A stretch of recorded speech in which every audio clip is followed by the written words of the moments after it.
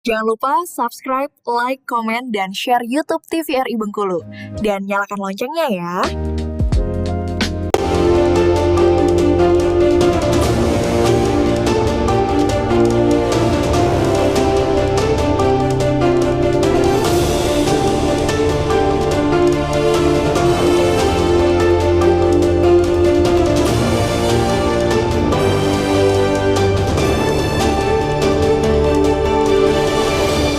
Terima kasih pemirsa, Anda masih bersama kami di Berendo Ruang Konsultasi. Masih terkait dengan quarter life crisis, kita berbincang lagi ya Mbak ya, terkait dengan quarter life crisis nih Mbak.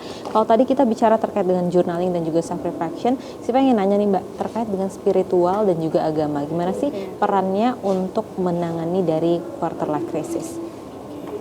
Jadi paling utama ya sebenarnya spiritual gitu, karena kalau kita tidak melibatkan Tuhan gitu spiritual, kadang-kadang kita suka kehilangan arah gitu, kita nggak bisa tahu ini yang benar yang salah, kemudian apakah kita, ya itu tadi kata Mbak Yunda kan, great itu tadi, bersyukur itu kan tanda bahwa kita percaya bahwa adanya Tuhan gitu. Jadi itu sangat penting, salah satu hal yang paling penting. Ketika kita punya itu, kemudian hal-hal yang lain itu akan mengikuti gitu sih. Oke, berarti fondasinya harus kuat ya.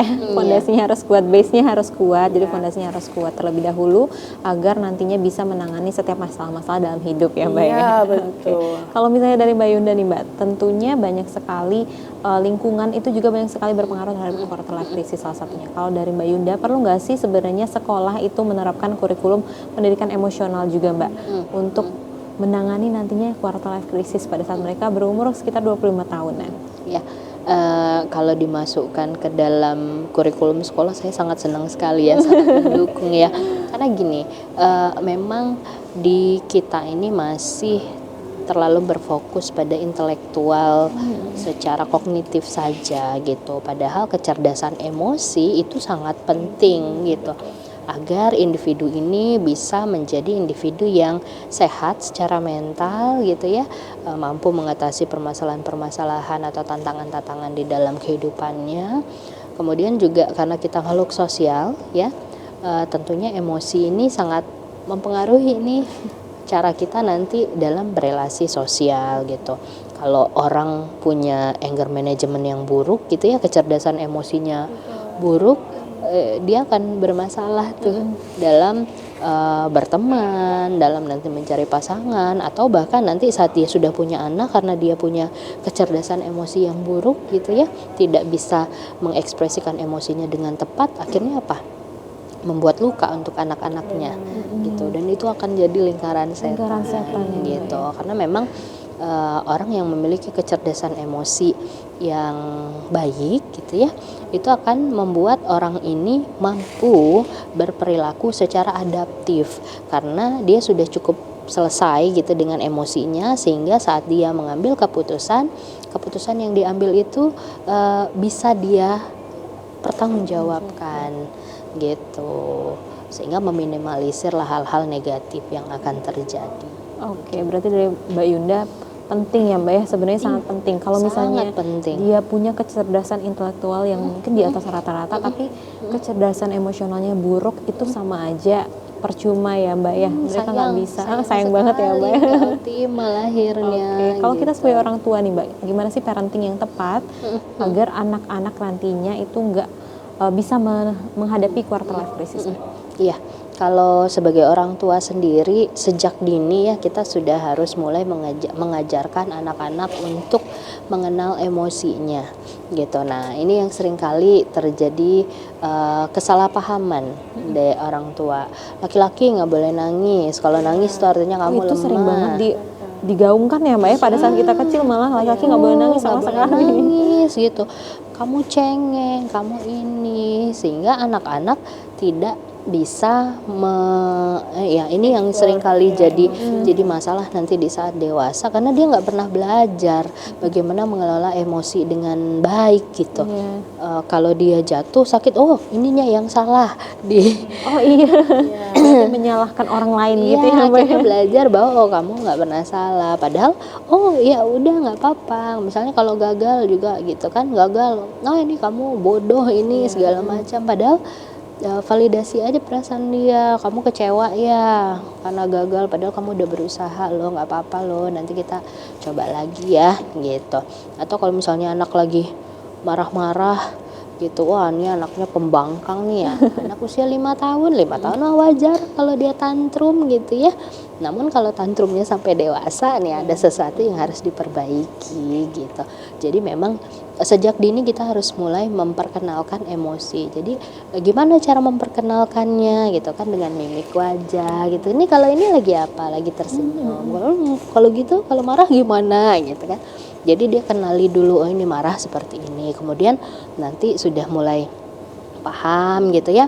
Di umur 7-8 tahun tuh sudah boleh kita masukkan tuh, oh kalau marah ini harus seperti apa gitu. Kalau lagi sedih boleh nggak nangis? Boleh, nangis boleh. Tapi nangisnya jangan terlalu lama gitu. Jadi kita bekali sejak dini itu biar anak-anak tahu cara mengelola emosinya gitu. Oke, berarti memang pendidikan emosi sejak dini itu juga sangat penting ya Mbak. penting. Bukan cuma quarter life crisis, tapi nantinya banyak sekali yang harus dihadapi dan juga ini menjadi fondasinya, basicnya ya Mbak ya. Basicnya. Oke, kalau misalnya kebiasaan nih dari Mbak Izah terlebih dahulu, apa aja sih kebiasaan yang bisa kita lakukan untuk mencegah quarter life crisis nih Mbak? Mungkin sebagai orang dewasa mungkin sebelum 20 tahunan ya Mbak, apa aja sih yang bisa dilakukan? Belum terlambat ya Mbak ya, kalau misalnya usia sebelum 20 tahun belum terlambat ya Mbak? Jadi mungkin dari awal banget gitu ya, menuju SMA atau mungkin menuju dari SMP bahkan itu kita udah boleh misalnya tadi journaling, kemudian kita tulis misalnya 5 tahun ke depan kita itu mau jadi apa gitu. Kita buat tangga-tangga, note-note diri kita misalnya pencapaian-pencapaian sederhana di bulan ini, di tahun ini gitu. Itu penting karena kenapa? Dengan adanya itu kita bisa bersemangat gitu. Mungkin ada 10 cita-cita nih, nggak mungkin tidak 10-10-nya tercapai, tapi setidaknya ada beberapa yang tercapai gitu. Nah hal-hal itu yang bisa kita evaluasi sehingga kita bisa semangat gitu. Kalau misalnya oh ini kurang misalnya kayak gitu kan, nah itu bisa diperbaiki. Apa kekurangan? Jadi tadi self reflection, self talk kita ke diri kita. Apa ya kurangnya ya? Apa ya yang harus kita atasi untuk bisa mencapai itu? Mungkin tahun ini tidak berhasil, mungkin tahun depan.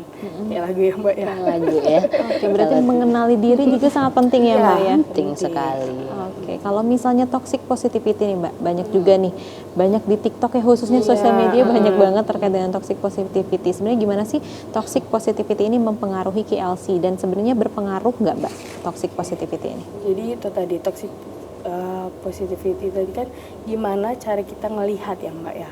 Kan itu mereka sangat-sangat positif misalnya kayak gitu kan. Bahkan ada yang misalnya menginspirasi. Nah, balik lagi ke diri kita masing-masing gitu.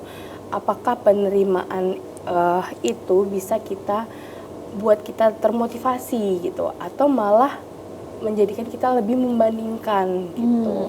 Nah, jadi kita yang harus memilah, oh ini bagus nih untukku gitu. Oh, ini tidak bagus untukku karena tidak ada yang bisa mengontrol apapun yang terjadi di luar kecuali diri kita sendiri. Makanya fondasi pertama tadi kata Mbak Yunda bisa jadi dari rumah, kemudian kalau udah mulai logikanya dipakai itu bisa dari diri kita gitu. Kita bisa melihat oh kalau misalnya ini kita tonton misalnya kan emang semudah itu ya misalnya sekarang kan kayak kelihatannya mudah banget mendapatkan uang ya dari sosial media. Nah, padahal kita tidak tahu proses di balik itu ya kan. Jadi harus kita research benar-benar nih orang yang akan menjadi motivasi untuk kita gitu. Jangan sampai hanya dilihat di luarnya aja gitu. Itu sih. Jadi dilihat di research banyak bagus-bagus, dilihat didalami benar-benar gitu mengikutinya.